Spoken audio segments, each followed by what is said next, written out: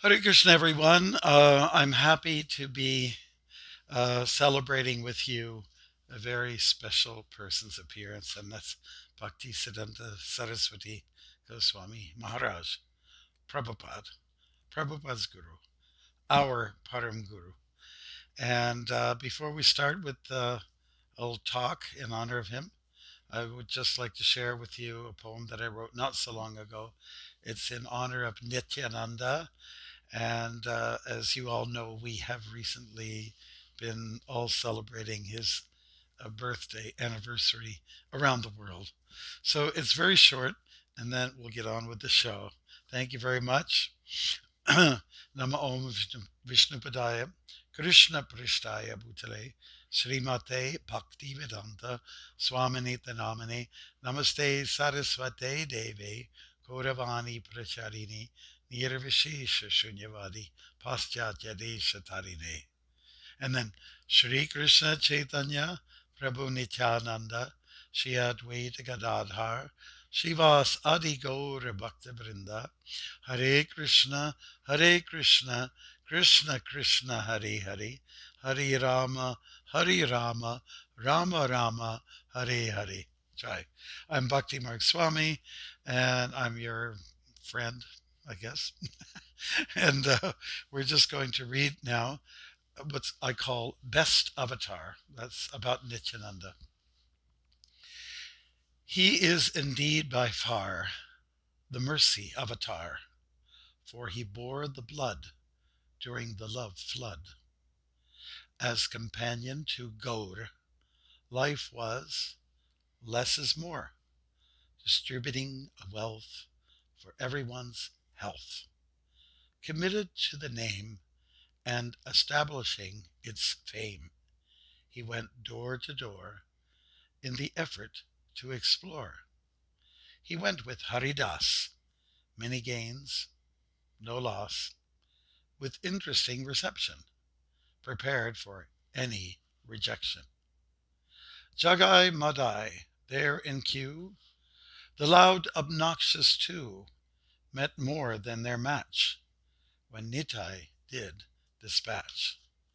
They swayed, they fell, totally drunk as hell. Nitai had a thought. These men shall not rot.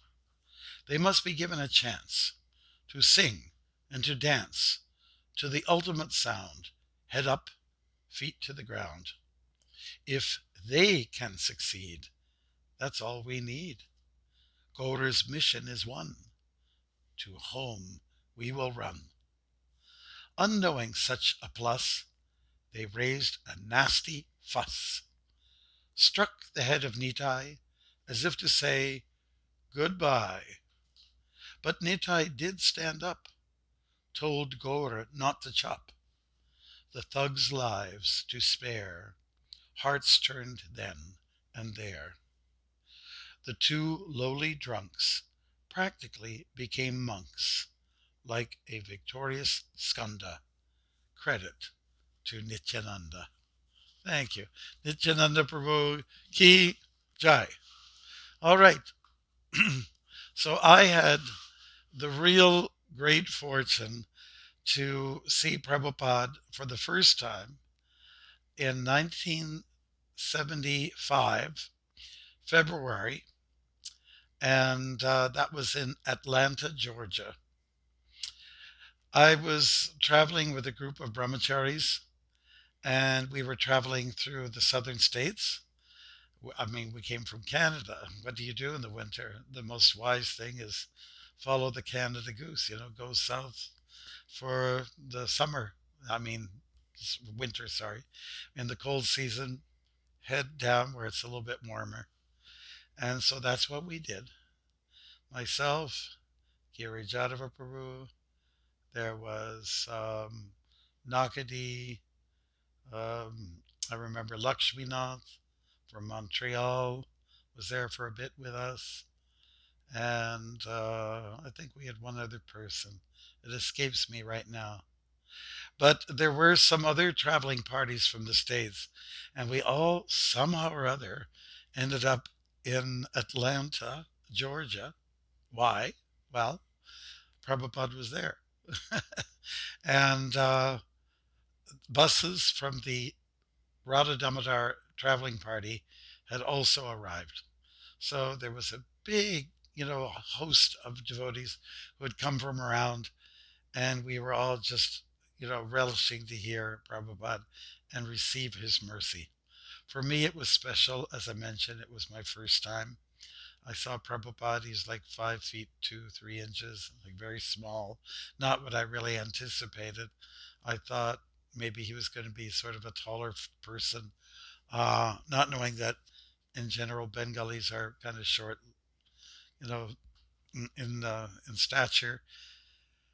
And because any pictures I saw of Prabhupada, he had strong features, like the picture behind me, a large, mouth, and when it smiled, it went even beautifully wider.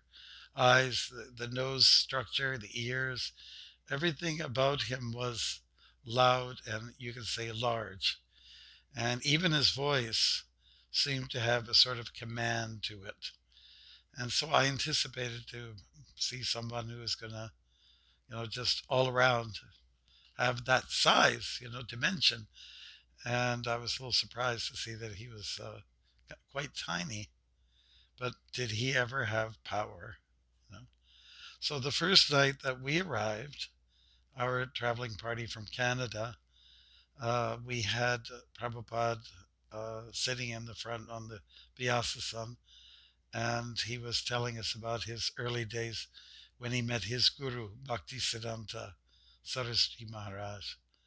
Um, he did say that his friend, Naren, who was a classmate from Scottish Churches College from Kolkata, had practically dragged him to see Bhaktisiddhanta.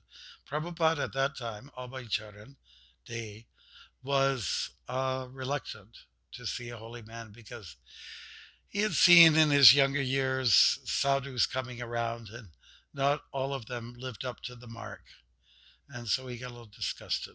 And even Prabhupada's own father, uh, Guru Mohan Day, was also quite disappointed with the behavior of some of these sadhus. As we know, India is the place that has many factories, that manufactures a new avatar every day, if not a few. And it's like a mystic factory, and on its assembly line comes so many avatars, right? So, India is an amazing place. 38% of the people are vegetarian. There's a lot of piety there. There's no doubt about that. People value relationships, they value their spirituality. And when it comes to sadhus, men of the cloth, people that wear these, they have a reverence towards them, especially the Hindu community, the Jains, and so on. To some degree, the Christian community as well. So, Prabhupada came and he was very unique and different. And Bhaktisiddhanta, he also saw was quite different. And so Prabhupada was telling that event, and Bhaktisiddhanta saw him and his friend Narendra. They said, "You two look like fine young gentlemen, and you speak English. You have a command there. So why don't you spread the teachings of Chaitanya Mahaprabhu to the English-speaking world?" You know, and Prabhupada was kind of surprised by that. He didn't think that anyone can should suggest for him to do anything like that. Prabhupada was sitting in the same level of his guru because, well, he was just a college student at the time and not knowing the formalities or the levels of etiquette that are usually prescribed for meeting a sadhu. But, I mean, to be excused because, that's just the way it was for him. And so Bhaktisiddhanta Saraswati Maharaj gave him his service just upon seeing it. I want you to share Chaitanya's mission with the world, especially the English speaking world, the most dominant language in the world. And so Prabhupada took it to heart and he saw Bhaktisiddhanta for a little less than 10 times. Okay, so that weekend when we were with Prabhupada, we were observing Prabhupada watching the play that the devotees put on for the Sunday feast. It was Lord Chaitanya meeting Chand Kazi, the Muslim leader. And it was well acted by Gokula Ranjan now, who's currently struggling with COVID-19 and New Taliban, our community, farm community in the south. And and there was also Ajay. I remember he's from the East Coast, up in New York, Boston way, and they did a nice job. They actually did a really good job. And Prabhupada even made a comment in the middle of the play. I remember looking back at Prabhupada and looking over at the play, and I wasn't sure which one I should look at, which one was more interesting to view. It was also during that time I was on a walking party with Prabhupada and the morning walk that he was famous for. And it was kind of nippy and cold. It was February after all, and even in the south, it can get like that. I sometimes think that if you're gonna have cold, might as well give it to us the real, instead of being in the middle and dancing around the tulips, so to speak. Just pussyfooting around. If you're gonna have a winter, then give it to us. But so Atlanta was like that. Not it was in the middle, and I remember Sankirtan was not that easy for us down there.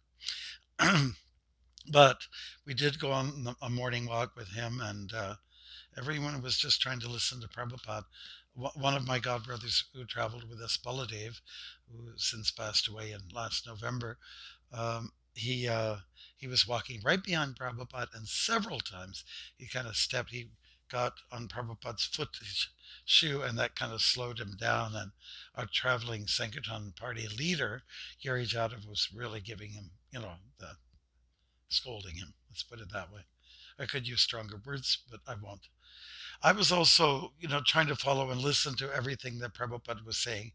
And while trying to do that, there was this, in the park, there was this metal lamppost. It was very tall, and I happened to bang into it, and it made an incredibly loud noise.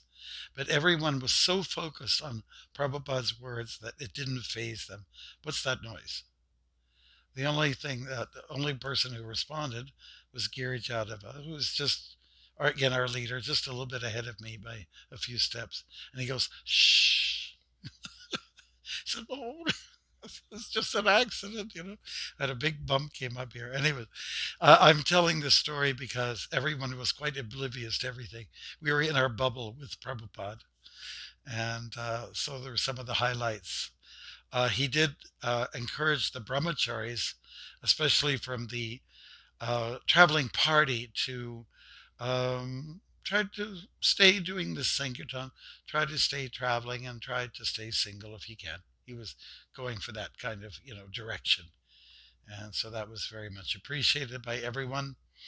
I can think of other things. Prabhupada had performed the Guru Puja, and so there was a picture of Bhaktisiddhanta in his younger years on the Vyasasana, and the arti tray, the tali, was presented next to the Vyasasana, so Prabhupada could do the arti. And what was on the tali was, the usual incense and the diya, which is the light, and then water and a little towel, and a flame, a rose, and there was also to the side a whisk like a chamara fan, and and that was about it. Also the peacock feather fan. So when Prabhupada, I was watching him do this, and he took the peacock fan, and he was just like with these peacocks here, and he was going like this, around with it instead of the usual up and down and up and down, to create a little bit of a breeze, which was not so much needed. It's early February. And so his method was a little bit something different, and I just thought, okay, looks like he's not following the standard, but I cannot fault him. He's just doing everything with love and with bhakti. So it was during that puja that Prabhupada was looking at everything, and the bowl for water to put in the water conch, the sangha, was not there. So he was in the middle of doing the puja and the arati, and then it came time for the water. And he looks, he can't find any water. And he says, bowl, bowl, bowl. And he was especially addressing it to Balavanta, who was the temple president. And Balavanta thought Prabhupada was saying, go Haribol, oh Haribol. So Balavanta responded like that. He goes, Haribol, Haribol. And Prabhupada said, bowl, bowl, bowl. And finally, Balavanta he got it, he understood. Okay, so water was fetched and then brought back so that the RT could be completed. Yeah, we had a wonderful time. On that trip was very interesting. It wasn't uncommon for us, brahmacharis, to be put in jail. And what was our fault? We were just distributing religious literature, literature that would boost your morale, that would raise your consciousness. We got arrested in a place called Greensboro, and it's in North or South Carolina. I can't remember which one, whether it was north or south of the Mason-Dixon line. A clear demarcation line to separate. It was a clear line to separate the North from the South. As everyone knows, the Civil War was between the North and the South. So it was interesting for us Canadians to go down into America and have a different kind of experience. Yeah, we got put in jail, but we were just committed to serving Prabhupada's mission. So we were committed to following Prabhupada's mission, which is really Bhaktisiddhanta's mission. So we were in this particular town and we didn't even have a chance to distribute any books. And the police were right there on our tails and they arrested us. We were there for 2 or 3 days, And I was with 2 other brahmacharis. We kept ourselves engaged. We kept happy. We talked to many of the other jailmates, and even though they were in, we hardly had a chance to see them. One fellow happened to be from Oshawa, Ontario, and his name was Garbage, so we called him Bhakta Garbage. Okay, that's. We asked, "Are you sure that's your name?" Yeah, it's Garbage. So it was a wonderful trip, and it was just nice to be there with Prabhupada. And I remember the head cook there was saying, I need someone. He came during the japa period. I need someone to cook dal for Prabhupada, and so no one was there to answer. And I was the cook for our traveling party. So I slowly put up my hand like this. Okay, come on over. And so I cooked my first dal ever. I never had done it before. I had mung beans, with the green shelled. And I was too scared to ask Prabhupada. But people say I cook nice dal, so I must have received the mercy of Prabhupada. So now you see temples around the world. We have installed, in many cases, a Prabhupada Murti. And if not, we have on the altar Prabhupada prominently situated, at least a picture, and also of Bhaktisiddhanta. So when we do the Premadwani prayers, we chant to Prabhupada, we chant also to Bhaktisiddhanta. So he plays a special role in our society. He even once said, Prabhupada said this of Bhaktisiddhanta, says, my Guru Maharaj has sent all you nice boys and girls to help me with the mission, to see that we will succeed, And so he gives credit to his Guru for his own spiritual advancement. Those are some stories I like to relate to in regards to my travels, my visits, and the special tie we had with Prabhupada, as well as Bhaktisiddhanta Sarasvati Maharaj. One thing I learned from that trip too, Prabhupada was somewhat into kirtan standards. Prabhupada was sitting at the Vyasasana, and I was quite close to him.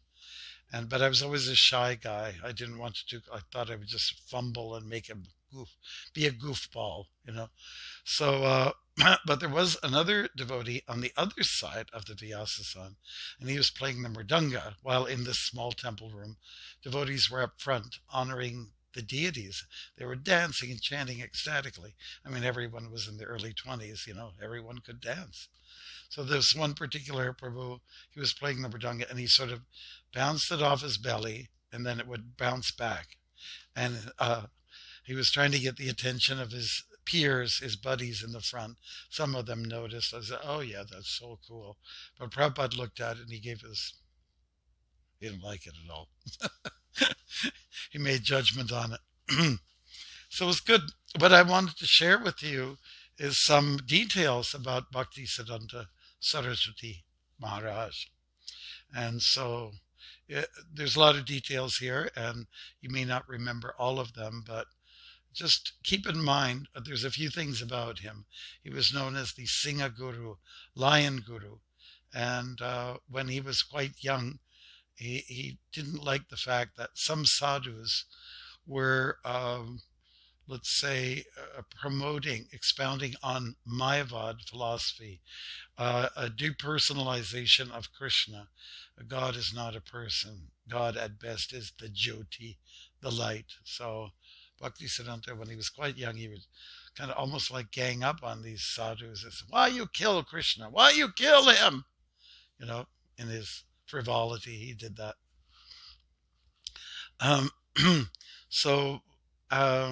He was very radical and revolutionary. Once he was established and very well as a established, seasoned sannyasi and a leader of the Gaudiya Math institution, which had 64 branches across India and a few other outside places.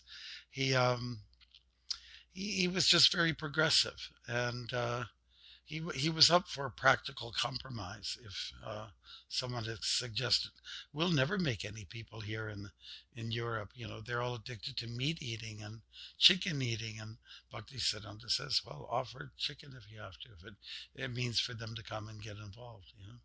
So that was how he stretched it. He also organized these big festivals, which were like he presented the spiritual world and the material world. And in the material world, he had the regular fun, so-called fun that people have, the cheap thrills, such as, wrestling and even some kind of like mundane music, which would sound very sattvic or in the mode of goodness to us now. And he even had a display of, books by gurus from other traditions, like who were quite well known. Just like a carnival setup as was there. And then on the spiritual side, he had his famous, commissioned dioramas showing the pastimes of the Lord, particularly Chaitanya Lila and so on. And there would be kirtan, and there would be his books out there. So people would, kind of like move around into the physical, mundane world and also touch base with the spiritual realm. And so that was his genius, he like last time I was in Trinidad, I was with Guru Prasad Swami, my dear friend and godbrother, and not so many people were coming in the downtown of one of the cities there. And then he said, we should have had free doubles. Doubles are like buns, it has kind of like a chickpea mix in it, and then everyone will come, So he was feeling that you have to do whatever it takes, put some pleasant bait out there, if I can use that term, to bring people in, and then once they're there, they take some interest. They might purchase some literature and get excited. So Bhaktisiddhanta had that real mission spirit to share Krishna's mercy, particularly in the form of Chaitanya's manifestation. So here are some points to consider.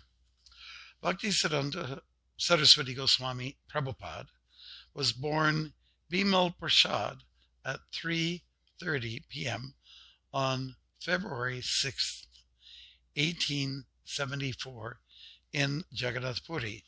And he was born of his parents, Bhaktivinoda Thakur as well as Bhagavati, Devi Dasi. And here's something that, while working to reform Gaudiya Vaishnavism in India, the Thakur, that is Bhaktivinoda, prayed to Lord Chaitanya, your teachings have been greatly deprecated, and as it is not in my power to restore them. Thus, he prayed for a son to help him in his outreach mission. So Bhaktivinoda Thakur had it in mind, I'd like to have a son who would be really serious and who would preserve the legacy. And he identified that person to be Bimal Prasad. That was the name given to Bhaktisiddhanta when he was young. Bhaktisiddhanta had a sharp brain, and he was a Naishtiki brahmachari throughout his life. He never, like to say, had the experience that most men and women do. He was just committed to the mission. He was married to the mission. That you can say. That would be a good way to put it. Married to the mission, married to the mantra. He was great at memorizing Bhagavad Gita. By the time he was, I believe, 7 years old. Let's see. I'm trying to see. At the age of 9, right? He memorized 700 verses of Bhagavad Gita, and he could,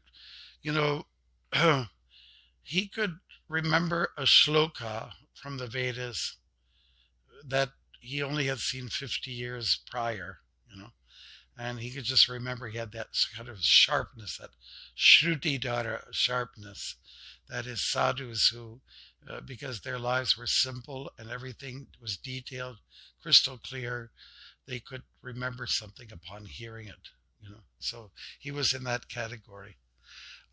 He became initiated eventually by Gaurkishore Das Babaji Maharaj.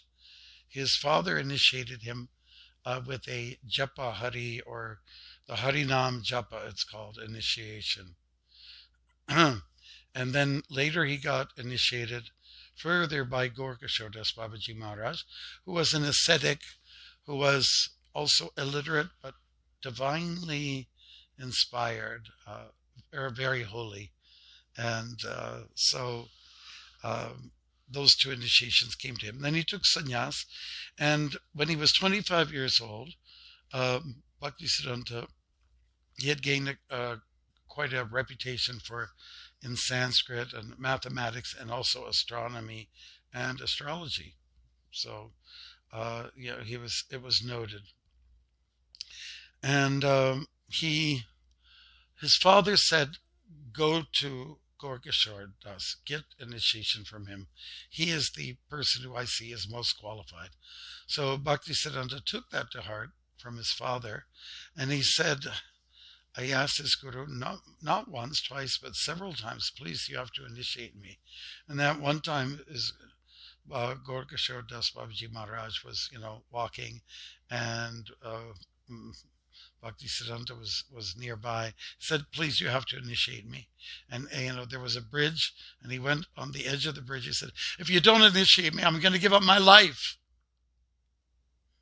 So finally, Bhaktisiddhanta did give him at some point, and he initiated him. And so we have him captured, you can say, in our parampara, our disciplic succession. Bhaktisiddhanta took up strict vows. He did like 1 billion names. Was it 1 billion? I'm just going to look it up. 1 billion names of Krishna. And he took up real austerity for weeks on end, sitting in a grass hut. And if there was be a leak because of rain, he would just get an umbrella. He would sleep on the floor right then and there. And he ate very austerely. He'd sleep on the floor right then and there. And he ate very austerely. He's because building up his power, his credits. Tapasa brahmacharjina shamena cha damena cha. For brahmacharis or holy persons, you take up austerities. You learn to behave. You learn to control yourself. In terms of behavior, he had this very serious demeanor about him, and he was, he was very obedient, very respectful, and so on. He had all these incredible devotional qualities, to his credit. He was quite a scholar, as we mentioned, and he wrote many essays.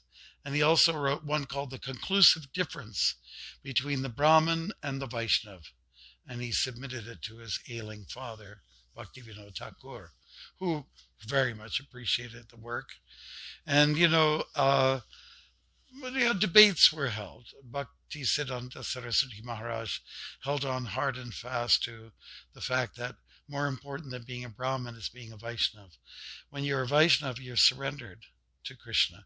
When you're a Brahmin, you're not necessarily surrendered. You may take it as, it's my vocation, it's my job.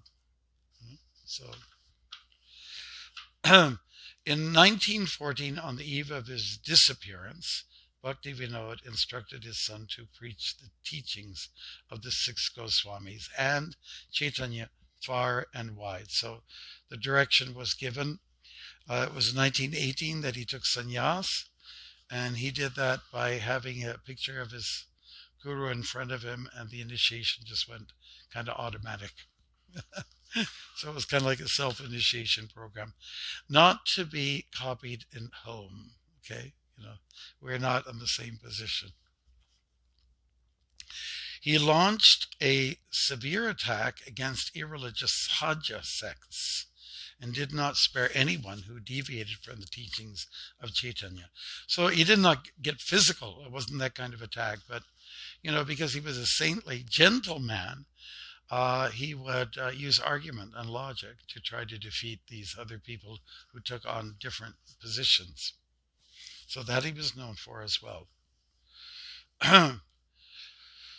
And he was very practical. Instead of shunning all the natural connections to the material world, he employed, got inspiration from Rupa Goswami. He said, let's talk yukta vairagya. Whatever you have in your possession, utilize that in God's service.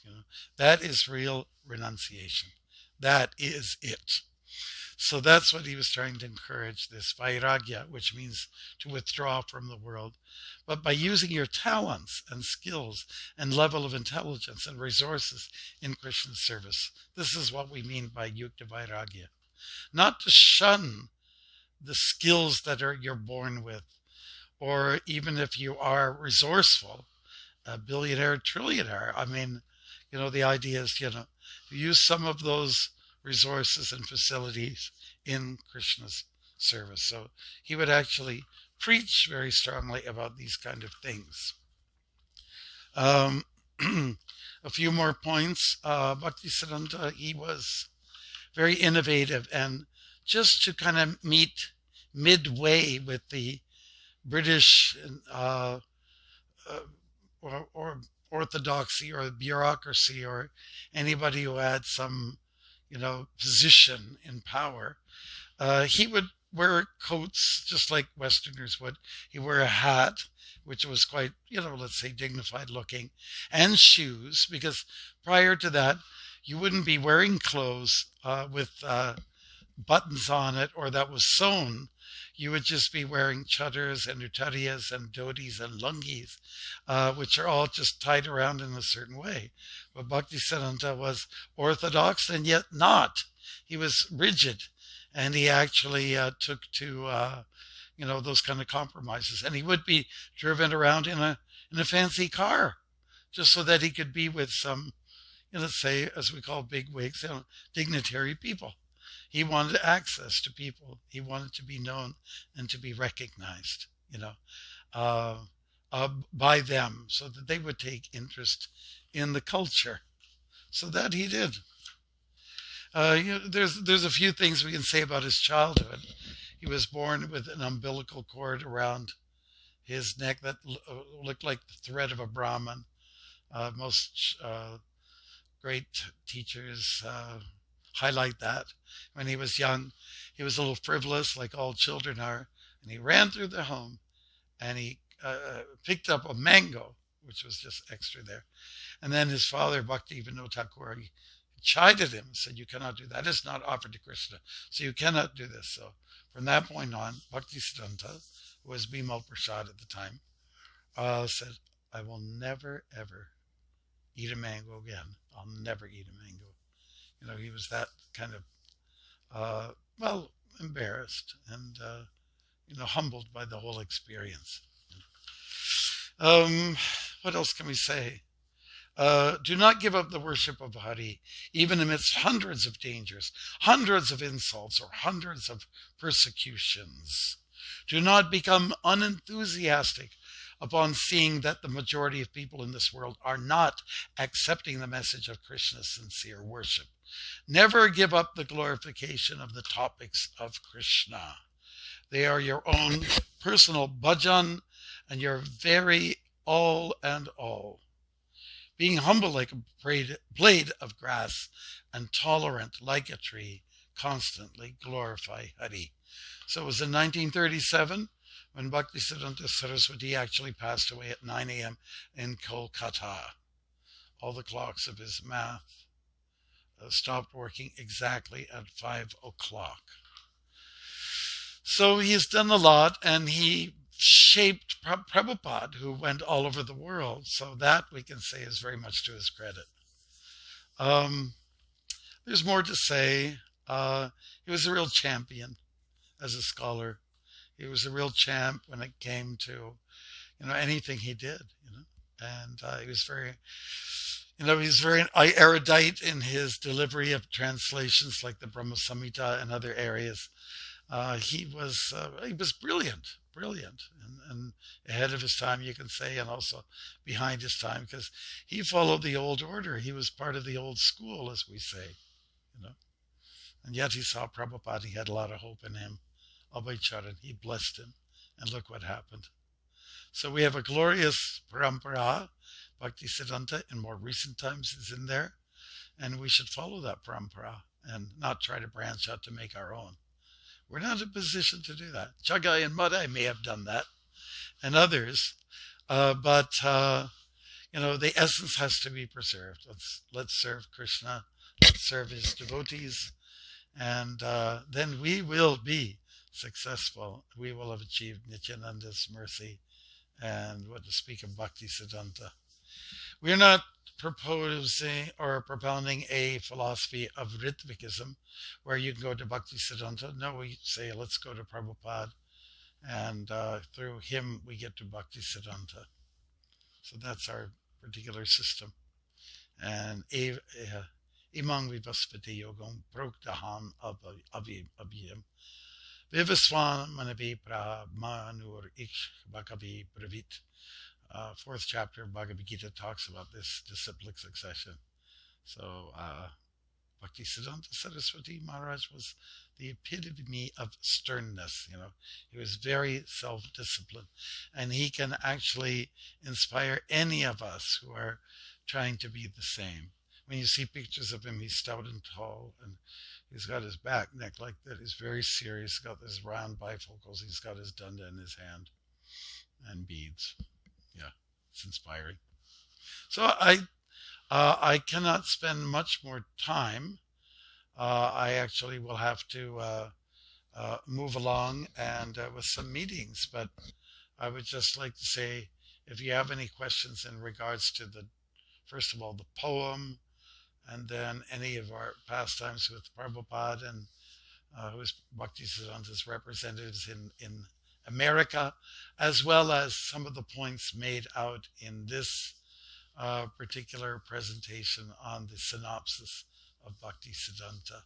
There are lots of great stories out there, so many, but we just handpicked a few. Yeah, good. So I would please email me if you have any questions on the subject. I'm totally happy to hear from you. Totally. Please enjoy the nice oncoming weather. I actually do get a little superstitious when I say the weather's good and then suddenly it goes bad. Krishna's letting us know I'm not the controller, I'm not the doer. But in general, we've had not a bad winter, so we cannot complain. This has not been our winter of discontent, as Shakespeare once said.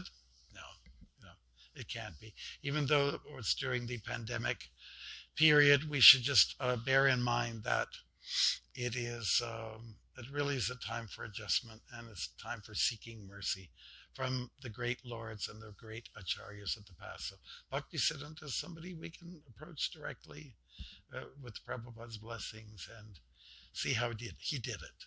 See how he did it. Watch him. Hare Krishna. Thank you so much. Hare Krishna.